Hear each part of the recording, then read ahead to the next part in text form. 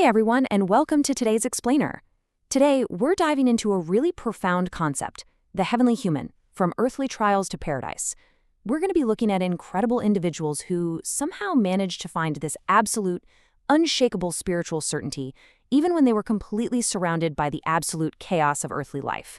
Instead of being weighed down by worldly anxieties, their hearts were essentially tethered to the sky. So that brings us to a massive question right out of the gate.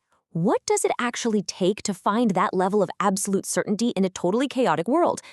How did monumental historical figures maintain a faith that just couldn't be broken by fear, grief, or seemingly impossible odds? Well, to understand this, our sources actually break down the practical, everyday signs of this profound inner peace. Let's take a look at what these signs look like in practice. What's truly fascinating here is just how accessible these 8 signs of a heavenly human actually are. The sources outline these as clear markers of someone who is destined for paradise.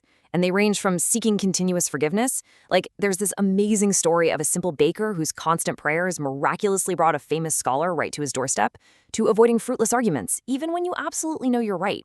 But the really crucial point here is the last one, maintaining a pure heart. The sources tell this beautiful story of a simple man who was guaranteed paradise by the prophet.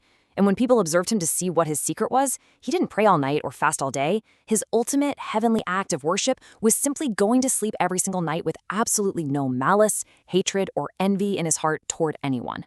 And how do these heavenly humans communicate with the divine? It's through dua, or supplication. Now, dua isn't just a passive wish. It's considered the ultimate weapon of the believer. It literally transforms desperate earthly pleas into divine certainty. Our sources share an incredible modern-day account of a mother with a stage 4 illness. Doctors had stopped all treatment, basically expecting the worst. But her family spent the last third of the night sincerely invoking the mender of the broken. And miraculously, by the very next morning, her tests came back clear. It brilliantly illustrates that when you truly connect to the sky, the earthly rules can entirely shift. Section 1. The ultimate test of faith, Prophet Abraham. Let's look at our first historical epic to see this kind of certainty in action. We're turning to the story of Prophet Abraham, known as Abraham, and his family, figures who truly embodied absolute heavenly trust. This timeline captures what is essentially a series of impossible trials. First, Abraham is commanded to leave his wife, Hajar, and their infant son, Ismail, in the completely barren, waterless valley of Makkah. And Hajar's response? Total unshakable certainty. She simply said, if this is God's command, he will protect us. Days later, when baby Ismail is literally dying of thirst, the miraculous Zamzam spring burst forth right from beneath his tiny heels. Fast forward a few years later, Ibrahim returns only to face the ultimate heartbreaking test, a divine command to sacrifice his beloved, long-awaited son. Yet, both father and son submit without hesitation. And in that final, intense moment, divine intervention replaces Ismail with a ram, a monumental act of faith that actually birthed the traditions of Eid al-Adha that millions and millions of people observe today. Section 2. The unconquered hero, Ali bin Abi Talib. Okay, we're shifting gears now from quiet, enduring patience to high-octane, undeniable heroism. Enter Ali bin Abi Talib, the legendary youth who never bowed to an idol and, according to our sources, literally never lost a duel. I am the one whose mother named him Haidara, which translates to lion. This was Ali's spine-tingling poetic retort at the Battle of the Trench. Picture this, a giant, undefeated warrior named Amr bin Wood had leaped the trench, mocking the Muslim army and demanding a challenger. While seasoned veteran warriors hesitated, young Ali stepped right up. He delivered those words with fearless, heavenly confidence, and with a single strike, defeated a tyrant that an entire army was terrified of. And this brilliantly illustrates his physical and spiritual strength at the fortress of Khaybar too.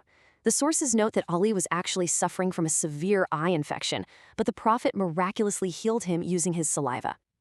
Energized and clear-sighted, Ali led the charge. During the incredibly fierce combat, he lost his shield. Unfazed, Ali actually grabbed a massive, incredibly heavy fortress door, ripped it right off its hinges, and used it as a shield. I mean, it's a moment where earthly, physical limits simply dissolved in the face of heavenly faith. Section 3. The Lady of Paradise, Fatimah bint Muhammad. Now, We're going to funnel this epic historical narrative into our primary focus for today's explainer. We are looking at the life and legacy of the youngest daughter of the Prophet Muhammad, a woman who embodied the absolute pinnacle of heavenly grace, Fatimah. To really understand her unique spiritual status, we need to look at her historical titles. She was widely known as al-Zahra, meaning the radiant, named for her beautiful, glowing complexion that completely mirrored her inner light. She was also called al-Batul, meaning the devoted. This title highlights how she completely cut herself off from the worldly distractions and materialistic pursuits of her era so she could focus purely on her faith and the afterlife. Now, her earthly trials were incredibly severe. As a child, she endured the brutal 3-year starvation boycott against the Muslims in Mecca. She lost her mother, the great Khadija, and her sisters at a very young age. Later, she married the hero we just talked about, Ali, and they lived in profound poverty. Guys, his dowry for her was literally his battle armor.